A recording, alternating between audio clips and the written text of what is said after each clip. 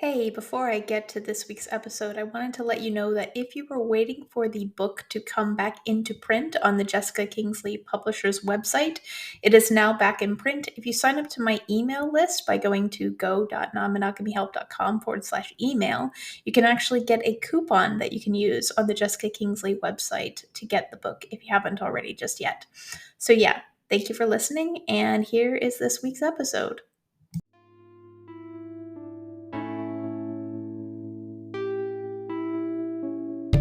Non-Monogamy Help is a podcast where your questions about open, non-monogamous or polyamorous relationships are answered. Our host, Lola Phoenix, will consult a licensed therapist with over a decade of experience to address your problems. Names and locations have been changed or censored to keep your questions anonymous. You're listening to Non-Monogamy Help, the podcast. Hello and welcome to episode 96 of the Non-Monogamy Help podcast. I'm Lola Phoenix. Please send your questions to nonmonogamyhelp@gmail.com and they'll either be read in the podcast or the column anonymously. Please let me know which one you'd prefer. If you want to read the columns and listen to the podcast, you can go to the website, nonmonogamyhelp.com. It would be great if you would subscribe to the newsletter because you would get everything in your inbox instead of having to go on the website or anywhere else. You can do that by going to go.nonmonogamyhelp.com/email, and you can follow us on Twitter and Instagram at non-monogamy-help, all one word. If you want to support the columns and the podcast, please consider becoming a patron. Even $1 helps me just run everything. It helps pay for everything, and it's just like a general pat on the back, and I appreciate it. You can do that by going to patreon.com/Lola Phoenix. If you donate $5 or more a month, your name with your permission will be read at the end of the podcast. So thank you very much. Let's get to this week's discussion question. If you're listening to the podcast for the first time, every week I go through a discussion question that you can ask your friends, metamors, people that you want to get to know a little bit more. And I also answer it myself briefly, hopefully, to give you a little bit of context. This week's discussion question is, what is something you do to calm yourself down? This is really interesting. I feel like over a period of time, I haven't necessarily needed to calm myself down within the context of relationships, but I definitely think that I had periods of time that were really sucky, and I wouldn't say that I was necessarily upset with my partner, but there were just really upsetting times and unsure times. And I feel like I'm a little bit better now about it than I used to be. But back in the day, when I was still kind of building trust with my partner and I was kind of getting to a freak out point, one thing that I used to do was write letters to my partner or write cards about why I loved my partner and why I cared about them.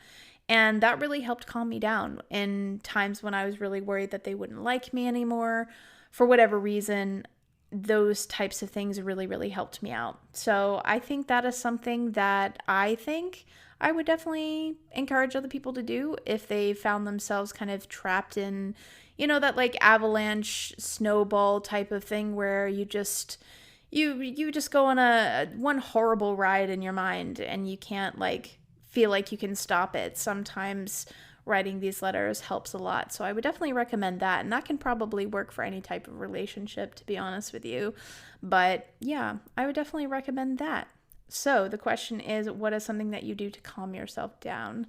Let's get to this week's letter.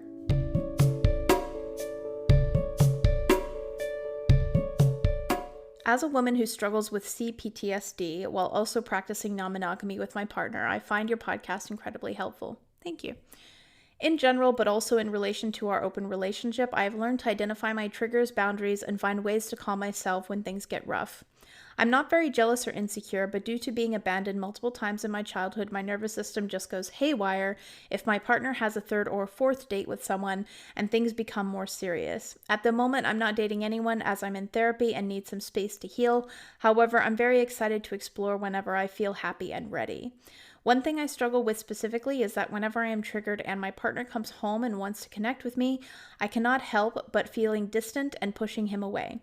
I literally need distance to calm down, and that can take up to several hours. I feel really guilty about this because I love him to bits and I know it isn't rational, yet every cell in my body yells, stay away from him because he hurts you. Have you experienced this? And if so, how do you deal with it?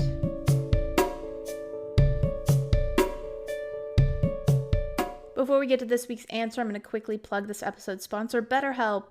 Quite often in my columns and podcasts, I encourage people to seek a therapist. Everyone should go to therapy. I think it's very good if you have access to it.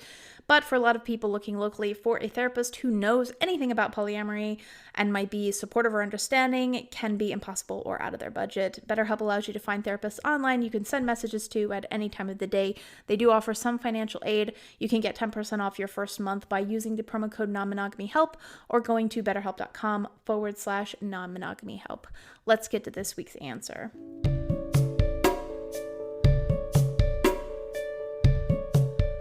First thing is first, your fear is rational. And I totally understand the desire to handle overwhelming anxiety by labeling it irrational, by being really angry at your brain for what seems like attempts to sabotage your relationships. However, I personally feel like, in my experience, this is kind of self-attack and doesn't really help me because it just means that I dislike myself. I see my brain as my enemy and everything's a constant battle. It's actually quite rational for your brain to want space. It's quite rational for you to, after having experienced abandonment, especially if you're not in a position where you feel like you are secure, even though you say you're not insecure. I feel like, yeah, personally, you may not be insecure, but this situation creates insecurity, which makes sense. And it makes sense for your brain to have a little bit of a freak out. In a way, it's very rational. Your brain is trying to prevent you from experiencing pain. So there is a very rational reason for why you're doing what you're doing. So firstly, I would not try to solve this by criticizing it in such a way.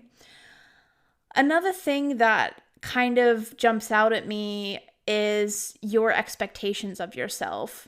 And that's kind of in two different ways here. The first is that you are not dating anyone because you need some space to heal, which is fine, but you are holding yourself off, it seems like, for this ideal period of time when you're happy and ready. And I feel like this is kind of similar to when people open up their relationship and it doesn't go in specifically the way that they think it will go, so they close it in order to solve it. And I don't know is that is the solution in every case, because sometimes you have to work through the problems while you're actually in the problem in order to solve it. And sometimes these relational issues that we have can only be fixed whilst we're in the relationship because we need to actually face them. I do kind of worry here a little bit that you're telling yourself a story that is kind of trapping you a little bit, because there's a really good person that I really like to follow on Instagram called Todd Baratz, and it's at Your Diagnonsense on Instagram. And I love what he has to say about attachment theory and about how it's understandable that we notice that we have attachment wounds, but at the same time, it's also really important for us to understand that childhood attachment is very different to adult attachment, and that adult attachment is inherently insecure. Our parents have a responsibility to take care of us. Our parents should not abandon us. Our parents should be providing for us, but our partners are not our parents. And our partners can leave and should leave when they are not satisfied with the relationship, and obviously there's nuances to that, but it's going to be an inherently insecure partnership that shouldn't necessarily be compared to or have the expectations of a parental relationship.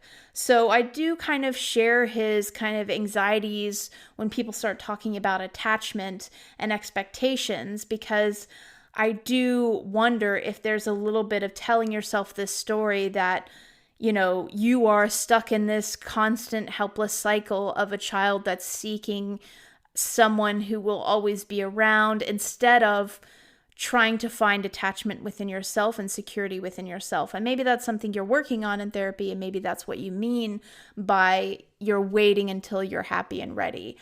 I don't want you to give yourself the expectation that you should be perfect before you enter into a relationship. And that's the second part of this that I'm referring to. You are expecting yourself to connect with your partner as soon as they come back. And if you can't, then there's a problem. And that it's a problem that you need distance. It's a problem that you need and, possibly have to take a couple of hours. And this is an expectation you're putting on yourself to just get over this, and that you having this need is inherently a problem. And I don't necessarily think that's the case. I think that you are kind of pushing yourself into an unfair expectation here. It's okay if you want some distance. In fact, if you didn't live with your partner, you may all just have that distance by the fact that you don't live with your partner. They may go to their own house after a date and may not connect with you until the next day. And maybe that's okay.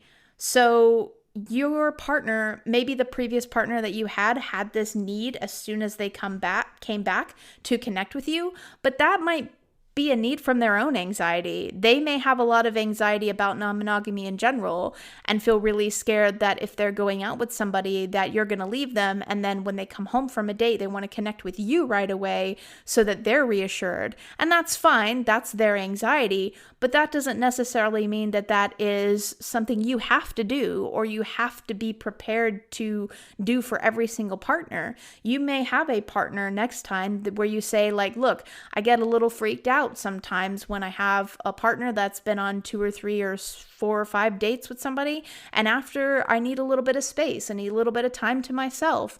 And you may have a partner that goes, okay, that's absolutely fine.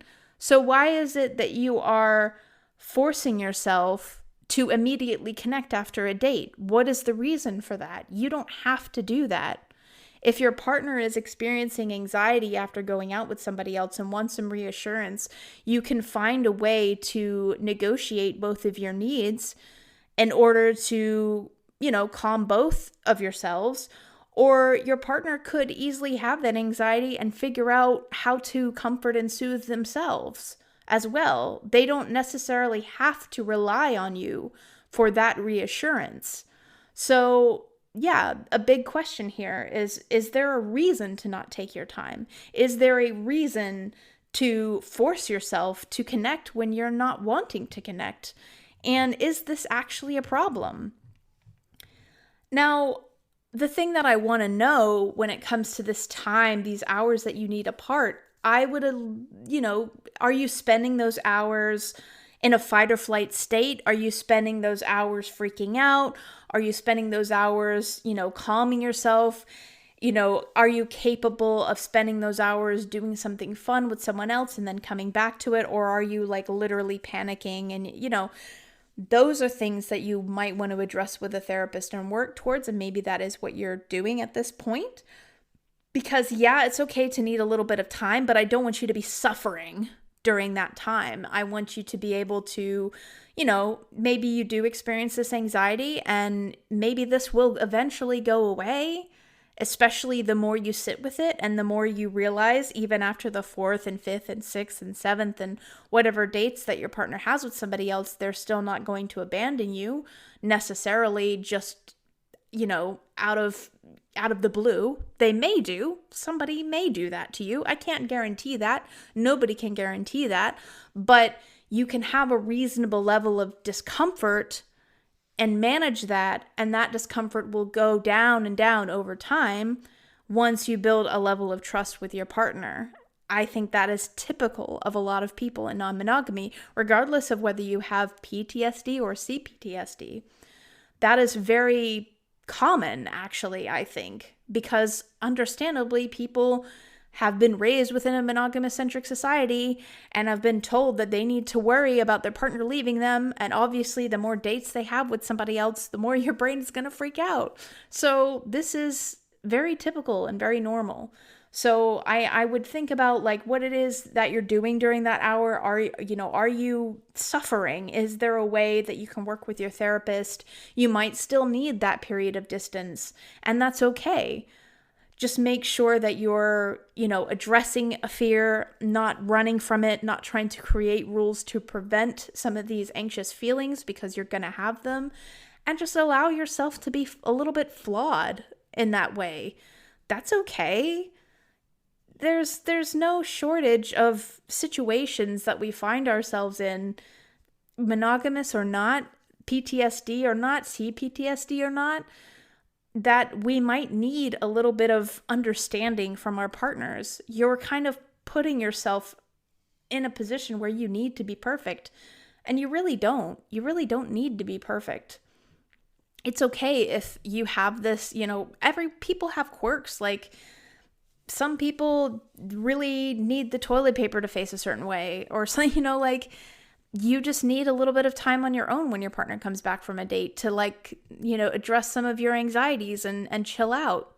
Some people have that when they get home from work. Sometimes, you can easily find this within monogamy. One partner really wants to talk to their partner a lot when they come back from work and go through their day and just chat and chat and chat. And their partner's like, I've just been so busy. I need time alone. And that's fine. That's absolutely fine. You can manage and negotiate those differences and what you need. And the next person you might date might not want to live with you, or might also want time on their own to decompress and disconnect from the previous engagement and get their mind in order. And there's all sorts of reasons, even outside of anxiety, why after a date you may not want to immediately reconnect with your partner. So maybe, dial back a little bit of this intense expectations on yourself to be perfect about this. Allow yourself to experience some of this anxiety, accept that you have it.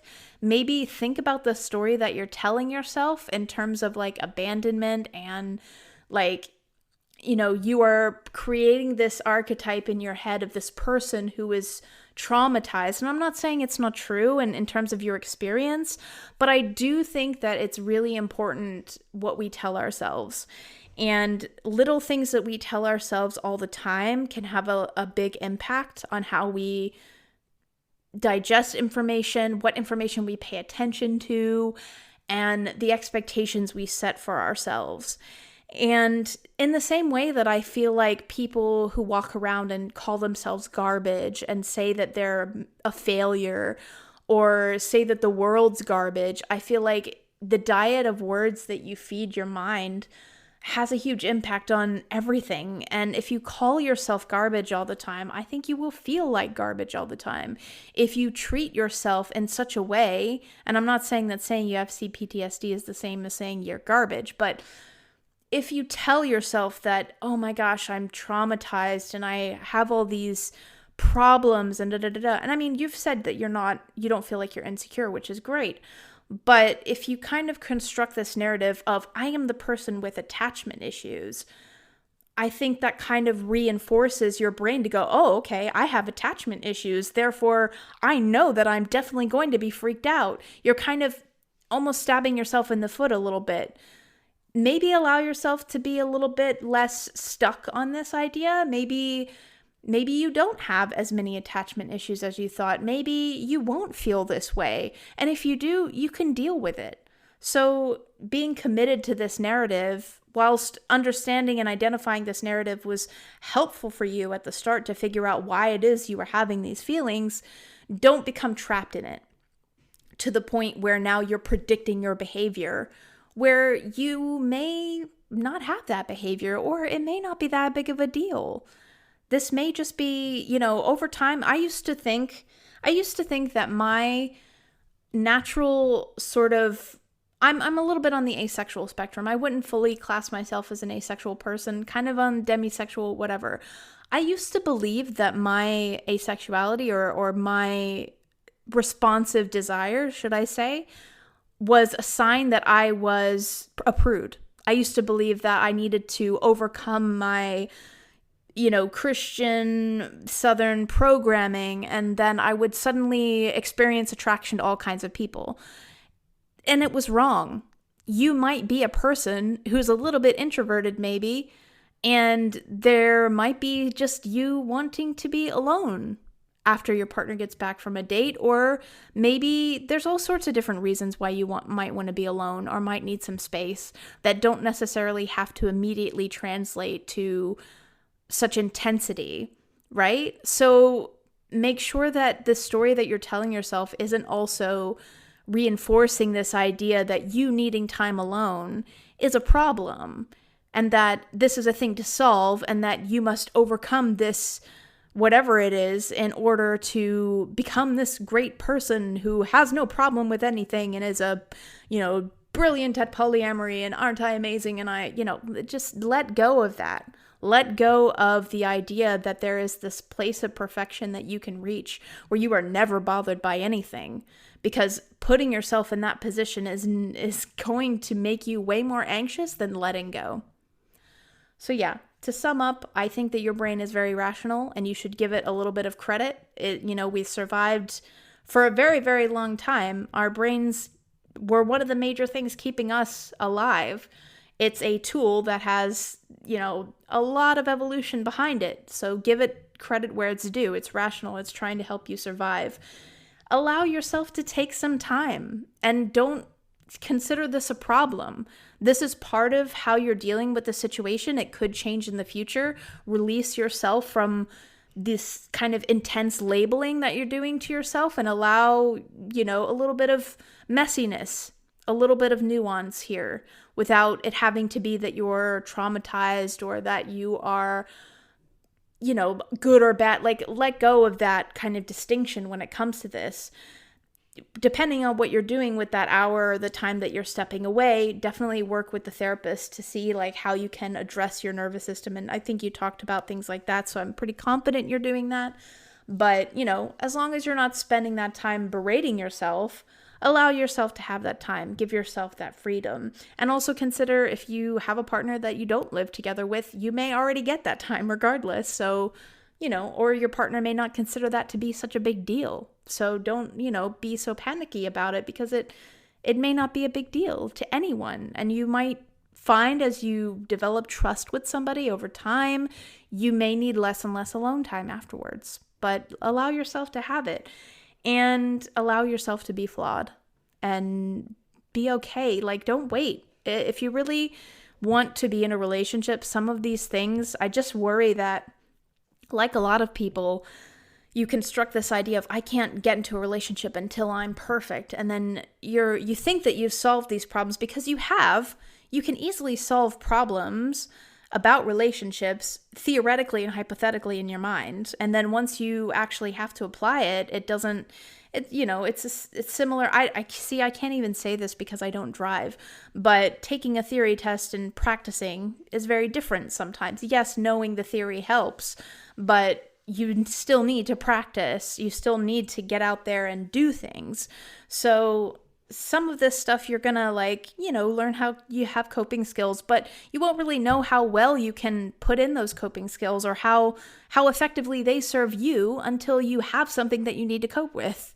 So recognize that and step out a little bit more, and allow yourself to be a little bit flawed. It's really okay. I hope that helps, and good luck.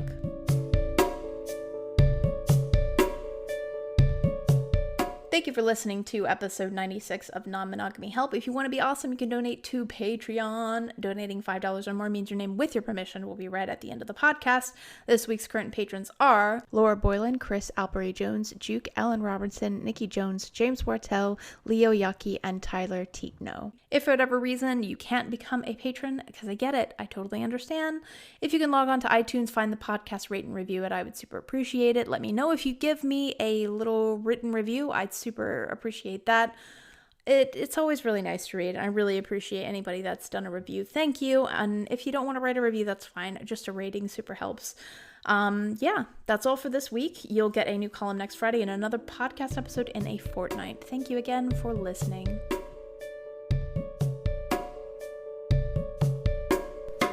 You've been listening to Non-Monogamy Help. Our podcast music has been provided by Chris Albury-Jones at albury-jones.com, and the art was made by Dom Jung at domduong.com. Thank you for listening.